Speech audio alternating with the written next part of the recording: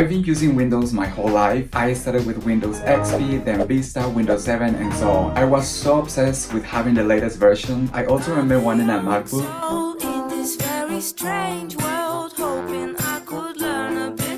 But back then they were really expensive and I had no money. So I used emulators to make Windows look like macOS just to see what the experience was like. But of course it was only the appearance, not the real experience. 15 years later, MacBooks are still expensive, but I was lucky enough to be gifted a MacBook Pro 2019. It is a 7-year-old laptop now, but back then it was one of the most powerful machines. I've been using this MacBook for 3 months now, and today I'm going to share what I like and what confused me at first about MacBook as a long-time Windows user.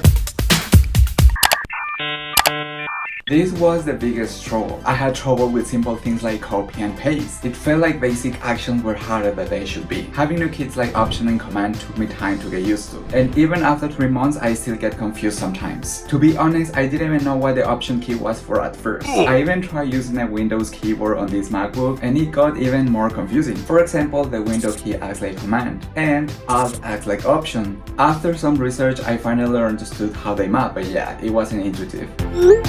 This one really confused me. On Windows, when you scroll down, context goes down. When you scroll up, context goes up. But on macOS, it feels reversed at first. Trying to read an article, edit something, or even scroll casually felt weird and uncomfortable. The good thing is that you can actually change it. Go to System Settings, then Trackpad, scroll and zoom, and turn off natural scrolling. Super easy, right? But I had no idea that option existed at the beginning. Another thing that confused me a lot was the menu bar. On Windows, every app has its own menu inside the window. So if I open Word, I expect to see File, Edit, Save, just right there. But on macOS, it's always on the top of the screen. And the weird part is that it changed depending on the app you are using. I remember opening Word to work on a project, and when I tried to save it, I did what I always do. Go to File, and then Save. But here it was different. The options were not there, nowhere to be found. Or at least that's what I thought. I ended up using the shortcut Command S, and that's when I realized it was there the whole time, just at the top. Even now when I download a new app, sometimes I think it doesn't have options, but they're just there, hiding in the menu bar.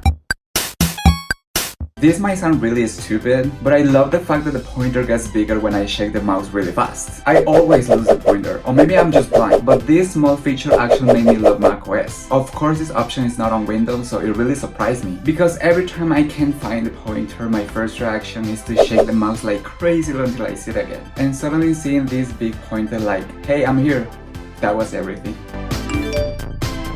Even though I don't have many Apple products, I do have an iPhone 14 Pro Max, and that alone made a big difference. Now that I also have a MacBook, everything feels faster and smoother. Simple things like writing notes on your iPhone and instantly having them on your Mac, sending photos and videos with AirDrop in full quality, having password and payment info synced across devices. It's honestly amazing, and it actually makes me excited to try more Apple products.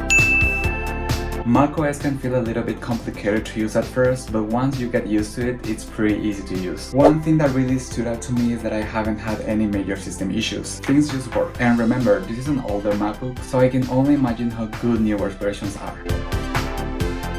This isn't about macOS, but it matters. This MacBook is 7 years old, and it still looks modern. It feels premium, clean, almost futuristic, like time hasn't passed. If I compare it to my Windows laptop, which is about 5 years old, it looks older, it's made of plastic, it has scratches and damage, and it's much slower. So yeah, big difference. And I'm not gonna lie, this MacBook was heavily used. It was used for work, personal projects, even web design, so it definitely went through a lot. If you look really closely, you can see a few scratches, but they are barely noticeable. I'm really happy to have this computer and I'll keep using it for the next few months. Of course, it's not the latest MacBook Pro 2026, but going from an old Windows laptop to a MacBook Pro 2019 feels like a big upgrade. That said, I'm not throwing away my Windows computer. I think both systems are great. Let me know in the comments what system you like the most, and I'll see you in the next video. Bye!